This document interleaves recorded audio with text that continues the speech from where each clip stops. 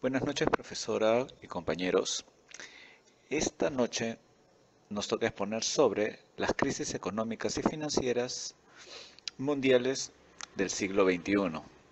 Como bien lo explicó mi compañero Roberto Montano en su exposición, el siglo XXI abarca entre el 2001 y el 2100.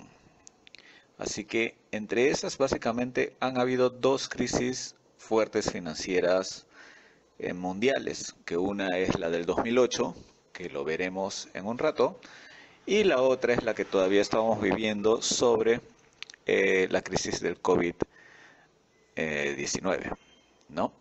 Que ha empezado con todo lo de la pandemia. Bueno, comenzamos. Para empezar, ¿qué es una crisis financiera? Una crisis financiera se compara con una fuerte caída de los mercados de valores que suele ser acompañada de una recesión económica de varios meses o incluso varios años. Se habla de crack bursátil cuando el precio de las acciones caen repentinamente de forma brusca. Esas fuertes caídas de los precios a menudo conllevan a reacciones emocionales.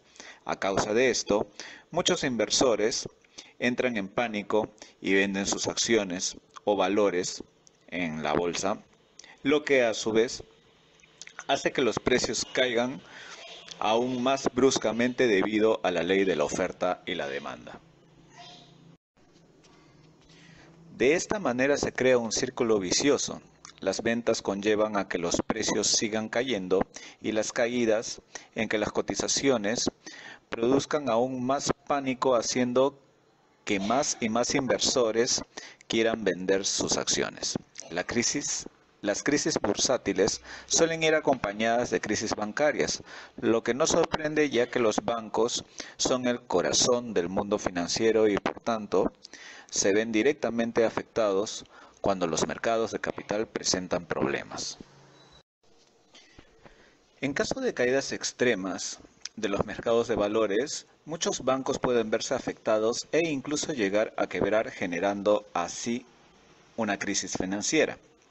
En tales escenarios son comunes los llamados bank run o pánicos bancarios, que es un fenómeno social que ocurre cuando una gran cantidad de clientes busca retirar sus depósitos bancarios al mismo tiempo. Sin embargo, las caídas de los mercados de valores y las crisis financieras suelen ser los síntomas de la enfermedad, mas no las causas. El verdadero problema son las burbujas especulativas que una vez que explotan conllevan a un crack bursátil. ¿Qué es una burbuja especulativa? Surge por crecimiento infundado de la demanda de los mercados de valores. Los inversores compran en forma masiva activos sin importar su valoración, llevando a que los precios suban de forma irracional. Históricamente, ha habido burbujas especulativas en prácticamente todas las clases de activos, tanto en acciones y bonos como en el mercado inmobiliario y de materias primas también. Ahora, teniendo una base de más o menos que es una burbuja y que es una crisis, vamos a ver lo que es la crisis hipotecaria que hubo en el 2008 de las hipotecas subprimes o hipotecas de alto riesgo en Estados Unidos, que realmente movió a todo el mundo. ¿Qué es lo que pasó? Aquí hubo una demanda irracional por ciertos valores que alcanzaron precios inimaginables. Durante más de 4 años los precios de los inmuebles estadounidenses no pararon de incrementar, subieron y subieron, conduciendo a una burbuja especulativa sin precedentes. El problema era que las personas compraban sus inmuebles a crédito e hipotecaban sus propiedades como garantía de pago con los bancos para obtener más préstamos, o sea, préstamo sobre préstamo, crédito sobre crédito, hipoteca sobre hipoteca. Incluso si no tenían empleo o cualquier flujo de ingresos fijo, era posible obtener un préstamo inmobiliario, porque la propiedad estaba depositada como garantía frente al banco, y la industria financiera asumía que los precios no pararían de subir. Pero a medida de que empezaron a darse más y más impagos, Es decir, a medida de que las personas no podían pagar las cuotas de la financiación de sus propiedades, todo comenzó a derrumbarse. A finales del 2007 hubo un gran desplome del mercado de valores y en el 2008 el gran banco de inversiones Lehman Brothers quebró por falta de liquidez. La crisis financiera hizo que los bancos dejaran de confiar entre sí y por lo tanto que no se prestaran dinero. Esa fue la razón por la que Lehman Brothers ya no pudo refinanciarse. La falta de liquidez en el sistema generó también dificultades para las empresas que no podían encontrar crédito. Como se sabe, la mayoría de las empresas se desarrollan en base a los créditos que les dan los bancos.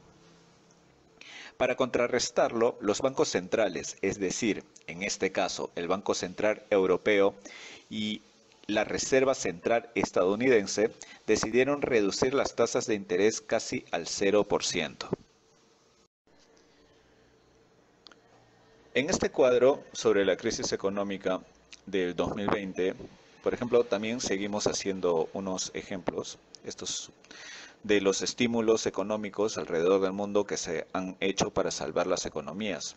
Comparación de la crisis del 2020 del COVID-19 con la del 2008 de las hipotecas subprime. En azulito podemos ver la crisis financiera del 2008 y bueno, como veremos la diferencia de tamaño en los círculos, en verde podemos ver la de la crisis del 2019, ¿no? Entonces ahí sí podemos ver, por ejemplo, en Estados Unidos, en la parte inferior izquierda, que en el 2008, básicamente esto está por porcentaje de PIB de los países, fue el 4,9% y ahora es el 12,1%. Esta información es más o menos del 2020.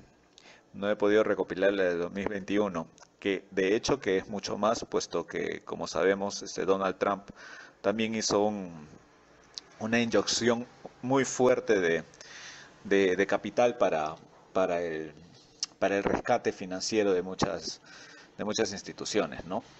Entonces ahí podemos ver más ejemplos, por ejemplo el de Alemania, que era de 3,5 y ahora es del 33. Japón 2,2 el 2008 al 21%, ¿no? Lo que no pude encontrar lamentablemente fue lo de Perú, pero acá tenemos un ejemplo de lo que ha pasado y está pasando pues en el mundo ahora, ¿no? Como conclusión, podemos decir, y según la historia, que siempre ha habido crisis financieras. Así que de la misma manera podemos asumir que habrán también en nuestros futuros más crisis financieras. Lo que no significa que debamos vivir con miedo, todo lo contrario. Debemos ser cuidadosos en tiempos de euforia y auge, pero también tranquilos e inteligentes en tiempos de pánico. Como decía mi abuela, siempre guardando pan para mayo. En esta época, por ejemplo, que nos toca vivir esta crisis económica, que creo que todos hemos sufrido, en mi caso algunos negocios y empresitas, pucha, se han parado. Felizmente pues tenemos un poquito de costumbre de ahorrar en mi familia, ahí con mi madre y todo eso. Y creo que todos en sí tenemos tendríamos que tener esa costumbre, ¿no? De alguna manera, hay que saber que estas cosas pasan, especialmente cuando hay muchos créditos, cuando las personas gastan sin tener el efectivo, básicamente están gastando plata que no tienen. Es un préstamo lo que están haciendo con las tarjetitas y, y es algo peligroso si es que esto se hace muy grande, ¿no? Y especialmente si los bancos, pues por vender cualquier cosa no cuidan también la calidad de sus clientes. Entonces, yo creo que siempre hay que ser ordenados. Como decía un tío mío muy querido, nunca gastes más de lo que ganas. En lo posible hay que hacer eso, obviamente tratando siempre de hacer inversiones y calcular cositas, ¿no? Bueno, profesor y compañeros, esta ha sido mi exposición acerca de la crisis económica y mundial del siglo XXI.